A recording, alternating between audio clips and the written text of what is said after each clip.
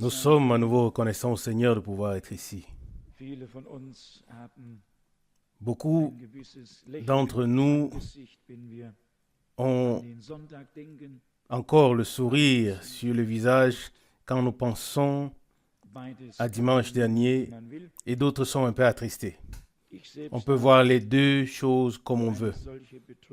Pour ma part, j'ai expérimenté les derniers jours une tristesse comme je l'ai rarement éprouvée.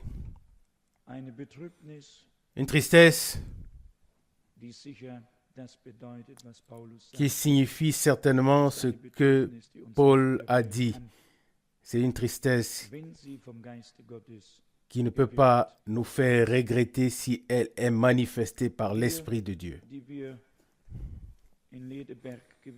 Nous qui avons été à Ledeberg, nous avons certainement tout vu, tout entendu, et nous ne voulons rien dire à ce sujet. Nous sommes simplement reconnaissants au Seigneur pour la grâce qu'il nous a accordée et pour le fait que nous pouvons suivre un chemin droit, tracé et ordonné, sans nous faire d'imagination.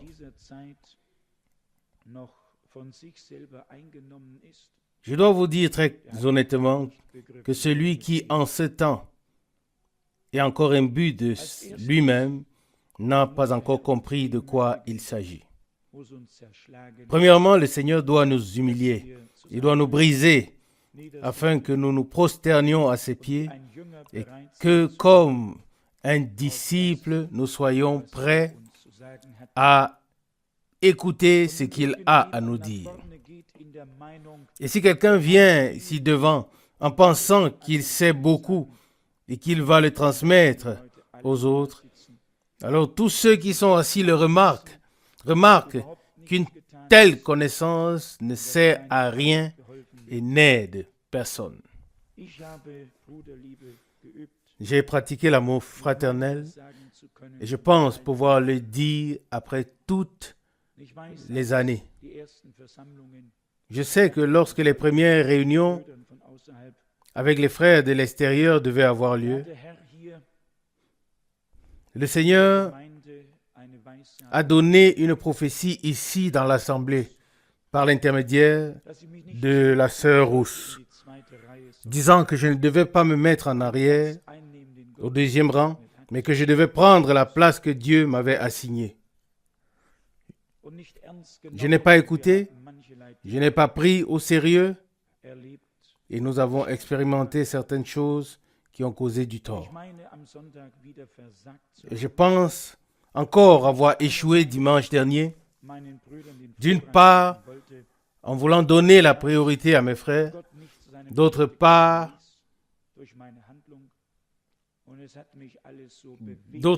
par mon agissement, je n'ai pas laissé Dieu agir. Tout cela m'a tellement bouleversé et abattu que je ne m'en suis pas encore remis. D'un autre côté, nous savons que Dieu ne laisse rien arriver qui ne soit dans sa volonté. Nous avions de bonnes intentions. Et lorsque j'étais assis sur l'estrade, j'aurais pu regarder l'horloge pendant la réunion du matin, pendant que le frère parlait et lisait toutes ces situations. Et soudain, je crois que c'était la manière avec laquelle la main du Seigneur venait sur les hommes de Dieu quand une parole leur était révélée. Comme venant de nulle part, la parole du Seigneur est venue à moi, disant, ce qui s'est passé autrefois s'accomplit à nouveau. J'aurais pu me lever et dire, ainsi parle le Seigneur, sur base de la parole qui m'a été donnée, sans savoir où elle se trouvait ni dans quel contexte, mais la parole est venue. Quelle parole! Les scribes et les pharisiens se sont assis sur la chair de Moïse. Et le Seigneur s'adressa à tout le peuple et à ses disciples, et il a confronté les scribes. Et l'Esprit du Seigneur a dit en moi, la même chose se répète maintenant. À l'époque, les scribes et les pharisiens se référaient à Moïse comme leur prophète, comme leur homme, et citaient ses paroles sans avoir la révélation du Saint-Esprit, sans les classer correctement dans le contexte biblique. Je me suis retenu, sinon je l'aurais interrompu et j'aurais dit premièrement ce qui devait être dit. Mais d'un autre côté, cela nous a à tous donné l'occasion de voir comment on prêche là-bas et comment tous ceux qui ont adopté cette manière et de voir aussi tous ceux qui ont adopté cette manière de prêcher. Et cela nous a certainement touché le cœur et nous a rempli d'une grande tristesse de voir que de telles choses se produisent dans ce temps.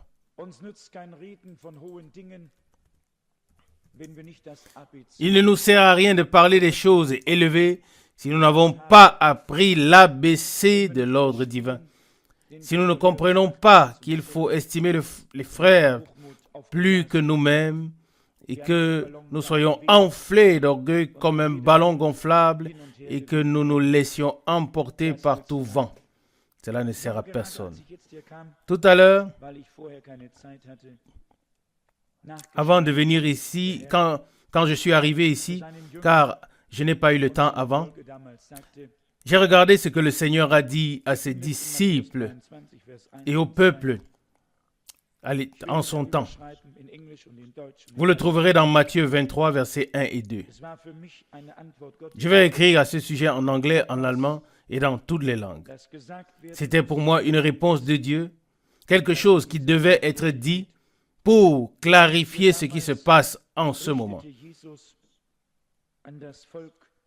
Il est dit ceci dans Matthieu, chapitre 23, verset 1. Alors Jésus, parlant à la foule et à ses disciples, dit, « Les scribes et les pharisiens se sont assis sur la chair de Moïse. » Il suffit simplement de continuer à lire le chapitre et à partir du verset 13, par exemple, le Seigneur dit, verset 13, « Malheur à vous, scribes et pharisiens, hypocrites, parce que vous fermez aux hommes le royaume des cieux. Vous n'y entrez pas vous-même, et vous n'y laissez pas entrer ceux qui veulent y entrer. » À chaque occasion, qu'elle soit appropriée ou non, ils avaient Moïse comme leur homme, comme leur prophète, pour se cacher derrière lui. Et nous pouvons lire très clairement dans la Bible que tout ce que Moïse a dit s'était accompli. Et si nous lisons très exactement, nous voyons plus tard comment les apôtres ont correctement interprété les paroles des prophètes. Prenons Moïse, ce grand prophète de Dieu. Ce ne sont pas seulement les scribes et les pharisiens qui ont parlé de lui. Lorsque Pierre a donné sa prédication après la Pentecôte, il le dit, nous pouvons ouvrir le livre des Actes des Apôtres pour lire ce que Pierre dit à ce sujet. Actes des Apôtres, chapitre 3, verset 22, il est dit, Acte 3, verset 22, Moïse a dit, le Seigneur, notre Dieu, vous suscitera d'entre vos frères un prophète comme moi. Vous l'écouterez dans tout ce qu'il vous dira. Pierre, en tant qu'un homme rempli du Saint-Esprit et ayant un mandat divin, a su classer Moïse et ses paroles dans leur contexte biblique pour la bénédiction et l'édification de l'Église, afin d'éclairer ce qui avait été prédit autrefois et qui s'accomplit maintenant. Mais les scribes ont proclamé, utilisé et mentionné Moïse comme leur prophète d'une manière très différente de celle dont les apôtres l'ont fait plus tard. Nous savons que les scribes se sont également référés à Abraham de la même manière, et cela a sans doute déplu au Seigneur. Quand ils ont dit « Abraham est notre Père », le Seigneur a répondu « Votre Père, c'est le diable », selon Jean 8, verset 44. C'était un langage très sérieux, très direct, sans introduction, sans explication. Il dit « Votre Père, c'est le diable, et vous faites les œuvres de votre Père ».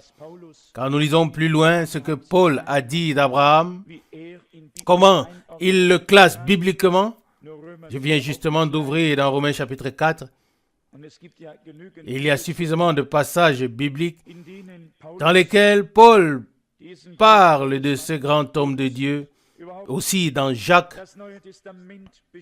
et ailleurs aussi.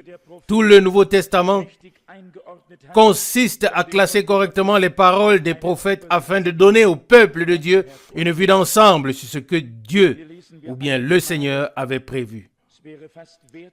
Nous lisons ici à plusieurs reprises.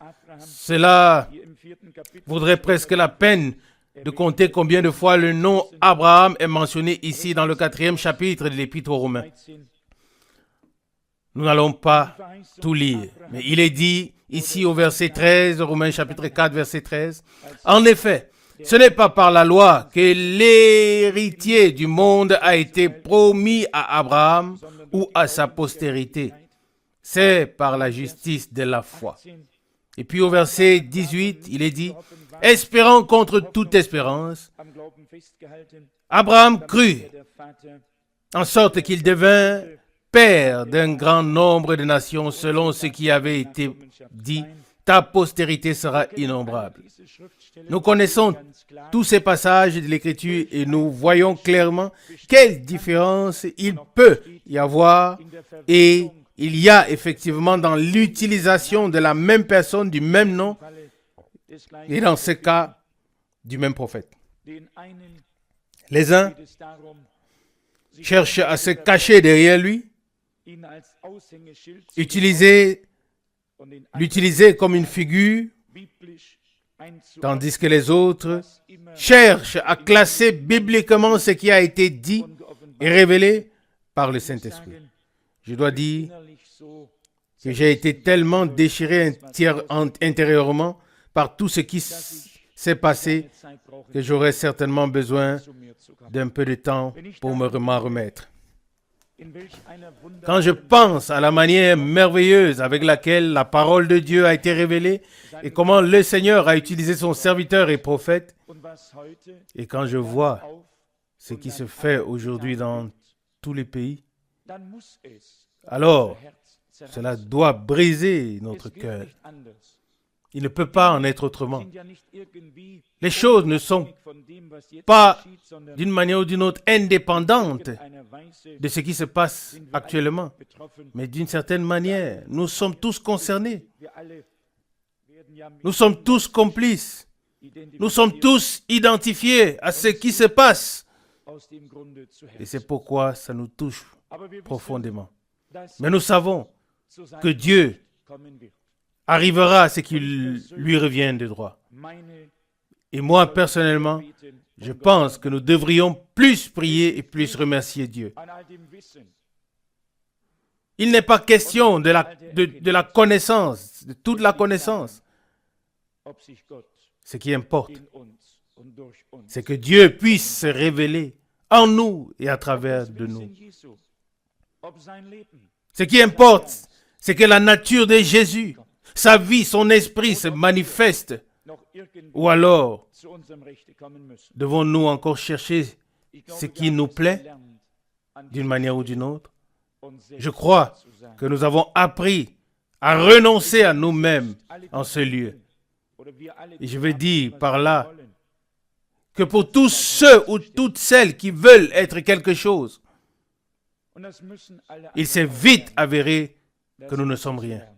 Et tous les autres doivent aussi l'apprendre. Ils doivent apprendre qu'on n'est rien et qu'on n'a rien à apporter, mais qu'on dépend vraiment de la grâce de notre Dieu seul.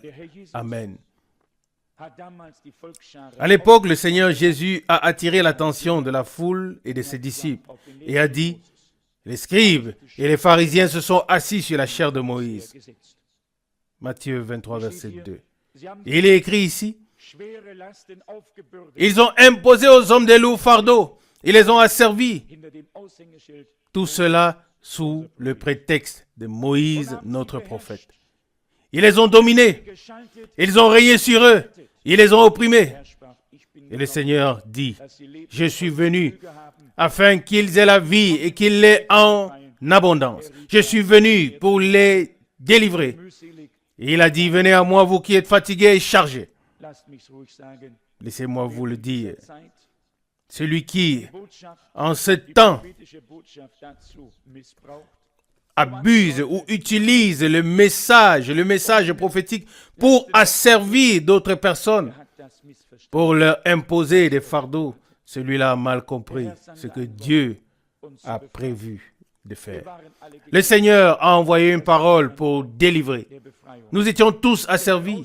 Il a envoyé une parole de délivrance, d'appel à sortir, afin que le peuple de Dieu soit conduit vers le Seigneur à l'entrée de la tente de la révélation, afin qu'ils puissent entendre eux-mêmes ce que le Seigneur a à leur dire. Et je pense que c'est ce qui se passe, ou ce qui s'est passé en ce temps. Le Seigneur lui-même a veillé à ce que nous ne mélangeons rien de ce qui nous avait été donné, à ce que nous n'y ajoutions rien. Et nous n'avons pas sorti les choses de leur contexte, mais nous avons classé les événements de cette époque dans le contexte biblique, comme les apôtres aussi ont eu le privilège de le faire. Ainsi, dans sa miséricorde, Dieu nous a accordé en ce temps le grand privilège de classer son action dans le contexte biblique, sans vouloir nous arroger un droit quelconque. Nous pouvons le dire en toute humilité. Nous l'avons suffisamment répété. Lorsque les 4 évangélistes ont rédigé les 4 évangiles, ils se sont orientés sur ce que les prophètes avaient prédit. Et lorsque les apôtres ont écrit leurs lettres, ils ont montré de quelle manière la parole de l'Ancien Testament s'était accomplie dans le Nouveau Testament. En particulier, lorsque nous lisons l'Épître aux Romains et l'Épître aux Hébreux. Combien de passages bibliques de l'Ancien Testament ont été cités? Tout est harmonieusement lié, car le même Dieu qui a parlé dans l'Ancien Testament est celui qui l'a accompli dans le Nouveau Testament. Amen. Le même esprit qui reposait sur les prophètes reposait aussi sur les apôtres, afin qu'ils rendent témoignage de Dieu sur terre dans une harmonie céleste, afin que ce témoignage soit immortalisé et que tous puissent le lire et parviennent eux-mêmes à la connaissance de la vérité et se forgent leur propre opinion sur ce que Dieu a fait. Nous sommes convaincus que Dieu n'a pas commencé une nouvelle religion, qu'il n'a pas donné une nouvelle Bible, mais qu'il a placé sa parole sur le chandelier, qu'il a révélé les mystères cachés. Et la révélation est venue pour appeler à sortir le peuple du Seigneur, pour le rassembler et l'unir sur le fondement sacré de la foi. Et c'est la raison, c'est là la raison de la révélation divine, afin que nous oublions et nous abandonnions tout ce qui correspond à des réflexions rationnelles et que nous nous laissions édifier pour être une sainte demeure de Dieu en esprit.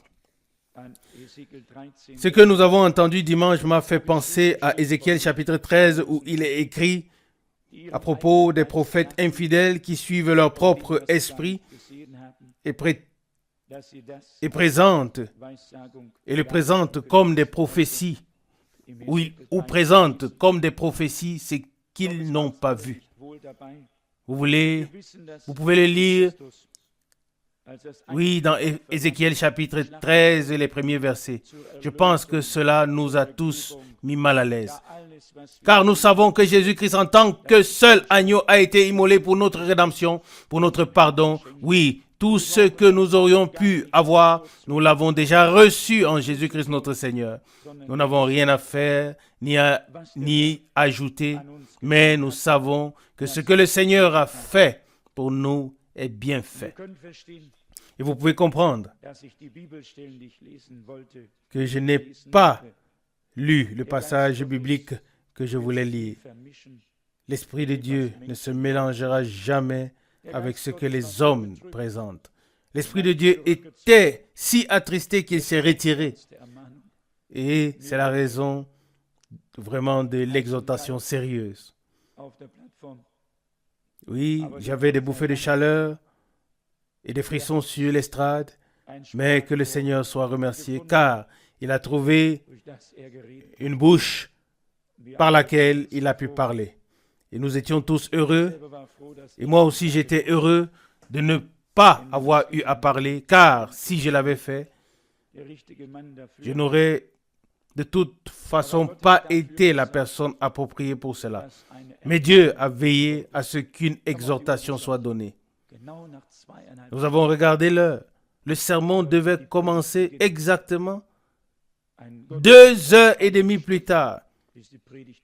Un service dure 2h30 avant que la prédication ne commence. Ici chez nous, le service est terminé en 1h30. Mais Dieu a veillé à ce que tout se passe bien et a fait dire les paroles justes et exactement comme je vous le dis, exactement comme tous les serviteurs de Dieu ont parlé. Ils ne se sont pas embrouillés avec des paroles, ils ont dit les choses clairement et sans détour. Les paroles sortaient comme des boules puissantes sur le peuple qui devait les recevoir. Nous pensons parfois que c'est dur, mais c'est ainsi que l'Esprit de Dieu a parlé. Comment est-ce que le Seigneur a-t-il parlé aux gens? Il avait des paroles d'amour pour ceux qui cherchaient le refuge auprès de lui, mais il avait aussi des paroles de réprimande d'une manière très sérieuse. Et nous croyons que Dieu nous a ouvert les yeux et les a oints, et nous attendons qu'il fasse quelque chose pour glorifier son nom. Nous ne revendiquons rien sur quoi que ce soit, mais nous sommes conscients que si Dieu ne fait rien, alors rien ne se passera. Et nous n'avons aucun projet, à moins que Dieu ne le fasse. Et si nous restons assis en silence, en ce lieu, sans que rien ne se passe, alors nous voulons nous rassembler devant la face de Dieu en tout temps pour louer son nom, pour ce qu'il a fait par grâce. Les paroles d'introduction disaient « Écoute mon peuple, je t'avertirai ». Ce sont des paroles très sérieuses. Dieu donne un avertissement à son peuple. Il veut lui parler, il veut le corriger. Il veut qu'il écoute sa parole et qu'il la mette en pratique. Et il est dit, verset 9, Psaume 81, verset 9, « Ô Israël, puisses-tu m'obéir ?» C'est ça la chose. Il reprend la suite du verset 9. « Ô Israël, puisses-tu m'obéir ?» L'obéissance vaut mieux que les sacrifices. L'obéissance vaut mieux que la graisse des béliers. Oui, c'est écrit dans Samuel. Dieu voulait le cœur du peuple d'Israël, pas leur sacrifice, pas toutes leurs fêtes, il voulait leur cœur.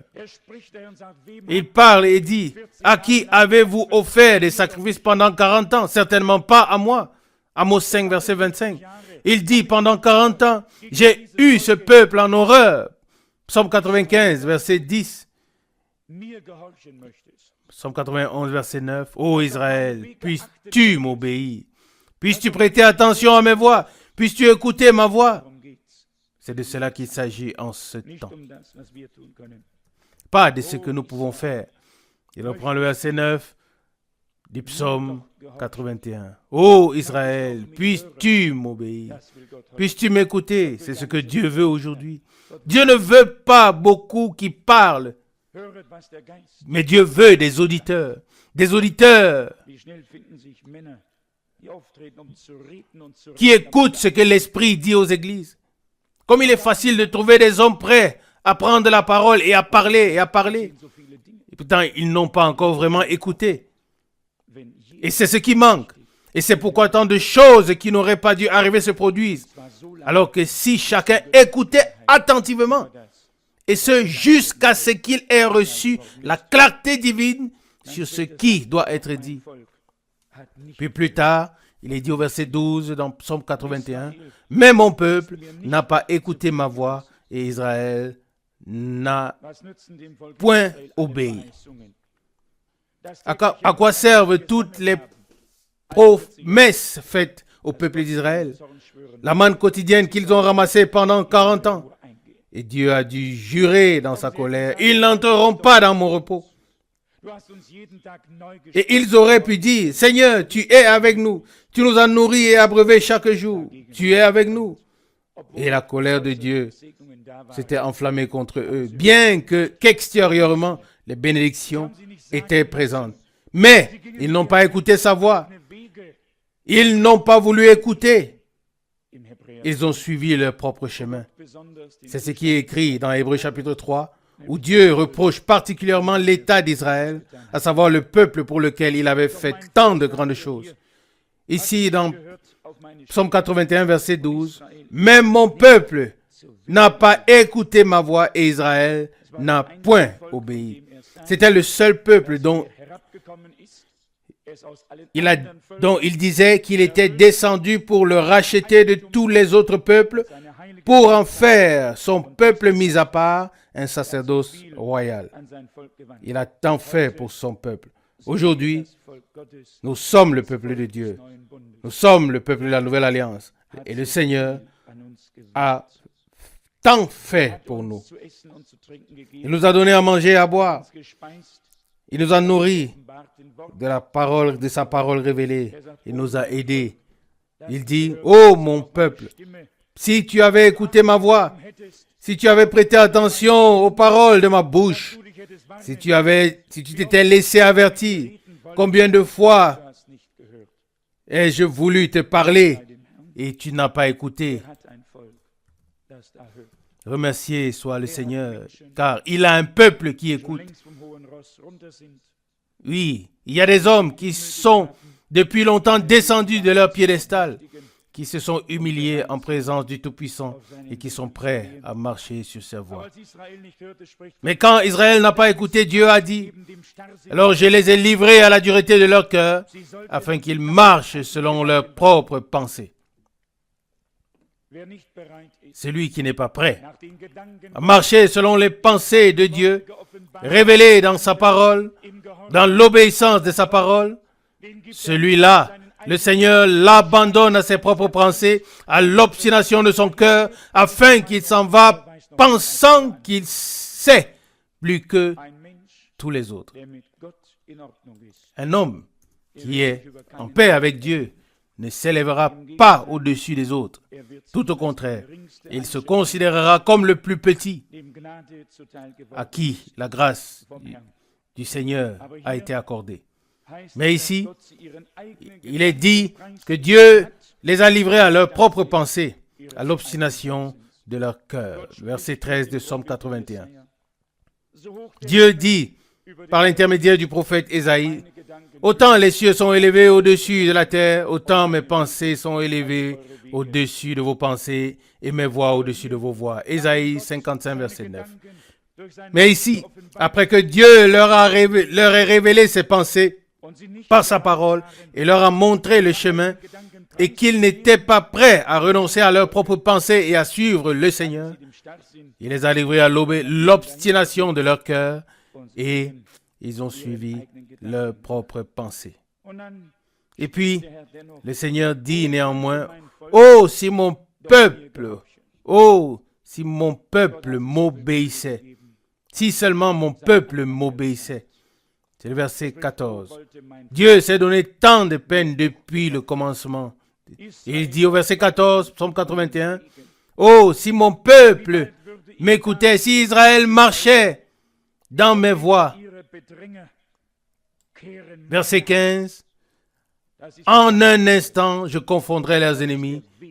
Je tournerai ma main contre leur adversaire. » Ça, c'est tout à fait différent. C'est la voix de Dieu pour nous. Combien de fois pensons-nous devoir lutter contre les forces ennemies? Comme le dit les Saintes Écritures, le diable règne encore sur cette terre. Mais si nous marchons dans les voies de Dieu, alors le Seigneur élève sa main contre tous ses ennemis qui sont aussi nos ennemis. Et le Seigneur règne au milieu de ses ennemis jusqu'à ce qu'il ait fait de son marchepied. Mais nous devons le reconnaître, nous devons l'apprendre. Israël n'aurait pas eu besoin de combattre. Tant qu'ils marchaient dans les voies de Dieu, Dieu combattait pour eux. Il a fait entendre aux ennemis le bruit semblable à celui d'un char. Et ils ont pris la fuite. Et il n'y avait rien. Mais Dieu a combattu pour eux. Il a remporté chaque bataille pour eux. Et il dit, restez calmes, je combattrai pour vous. Exode 14, verset 14. Il pouvait dire, vous ne verrez plus jamais les Égyptiens tels que vous les voyez aujourd'hui. Il les a fait périr dans les eaux après que le peuple d'Israël eut traversé. Tant qu'ils ont marché dans les voies de Dieu, le Seigneur a tourné sa main contre leurs ennemis, les a détruits, les a vaincus, les a battus jusqu'à leur destruction et a donné la victoire à son peuple par grâce. Verset 14, Psaume 81. « Oh, si mon peuple m'écoutait, si Israël marchait dans mes voies. » Verset 15. « En un instant, je confondrai leurs ennemis et je tournerai ma main contre leurs ennemis. » Oui, c'est ce que nous souhaitons tous. Oui, nous souhaitons tous que la gloire de Dieu soit manifestée. Que le Seigneur puisse étendre sa main comme au commencement. Oui, l'Église primitive pouvait prier. Ô Seigneur, étends ta main. Fais des miracles et des signes. Donne à tes serviteurs la puissance d'annoncer ta parole et accorde la victoire. Partout où ta parole est proclamée, et révèle ta puissance. Manifeste ta puissance et ta gloire. Et quand ils eurent prié ainsi, la ville fut ébranlée et le Seigneur les a bénis au-delà de toute mesure. Selon Actes 4, versets 29 à 31. J'ai un profond désir dans mon cœur que nous puissions saisir Dieu, que nous puissions nous accrocher à Dieu comme Jacob et que nous puissions dire, je ne te laisserai pas tant que tu ne m'aies béni, selon Genèse 32, verset 26. Que nous ne nous contentions pas de passer, mais que nous fassions une nouvelle expérience avec Dieu. Il n'y a pas d'autre moyen pour que nous soyons aidés, si ce n'est de suivre le chemin que le Seigneur a tracé pour nous. Et si nous acceptons les pensées de Dieu, et si nous croyons de tout notre cœur à sa parole, et si nous marchons dans ses voies avec obéissance, alors sa main sera une bénédiction sur nous et un jugement sur nos ennemis. Il nous donnera la victoire et la défaite à nos ennemis, afin que soit manifeste que Dieu est de notre côté. Nous n'avons rien à demander. Nous ne sommes rien. Mais nous nous réjouissons d'avoir trouvé grâce devant le Dieu Tout-Puissant. Nous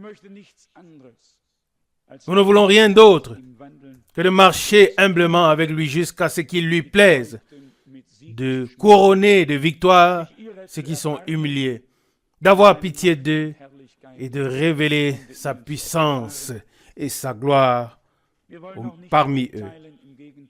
Nous ne voulons pas juger non plus, bien au contraire. Nous voulons que le peuple de Dieu, aux quatre coins du monde, reconnaisse la vérité, soit libéré d'eux-mêmes et de toute erreur, afin d'être unis à la vérité et remplis de l'esprit de vérité. pour pouvoir marcher dans l'obéissance sur les voies de Dieu.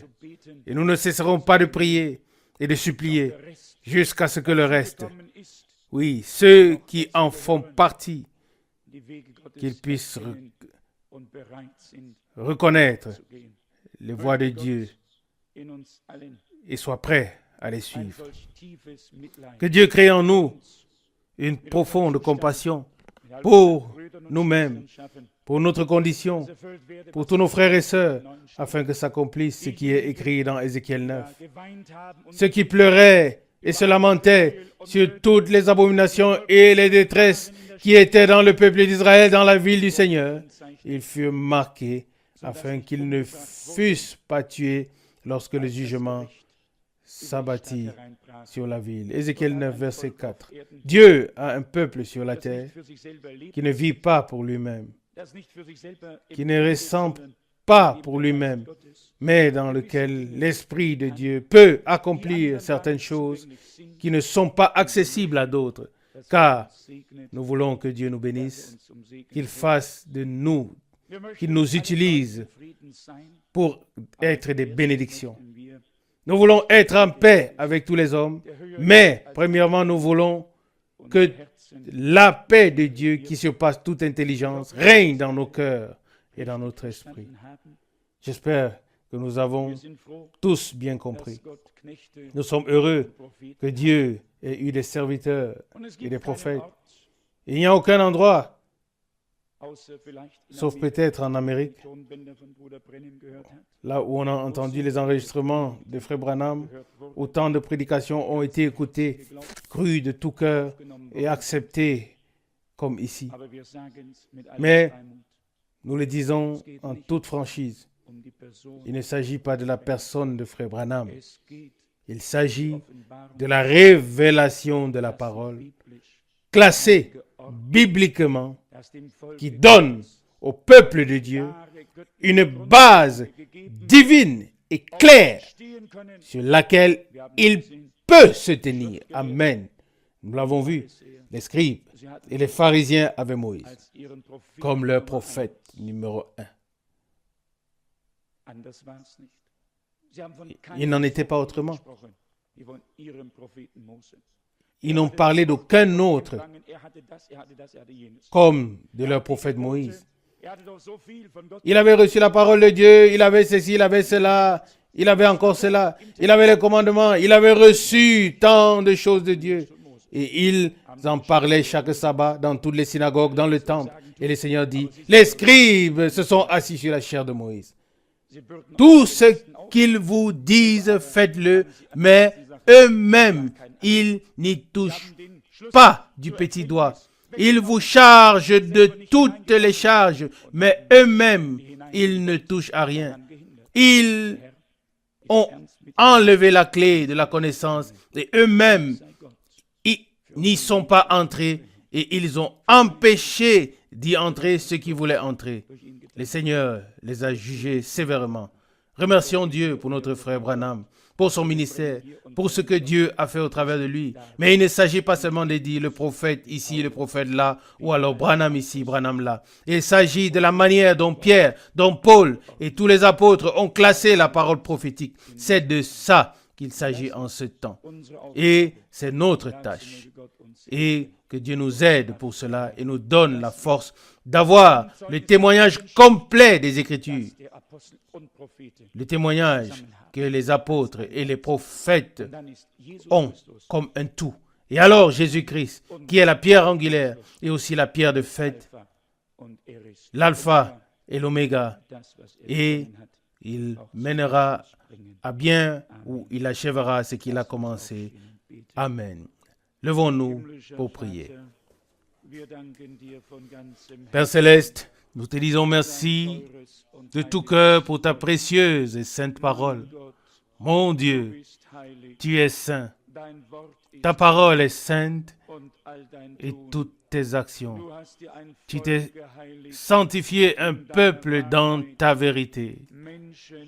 Des hommes qui marchent sur tes voies, qui te sont obéissants, qui se soumettent à ta main puissante, qui ne veulent rien venant d'eux-mêmes, qui ne veulent rien être, mais qui n'ont qu'un seul désir, c'est que tu sois exalté et glorifié parmi ton peuple, comme le chef, comme celui qui a suscité la foi et qui l'amène à la perfection.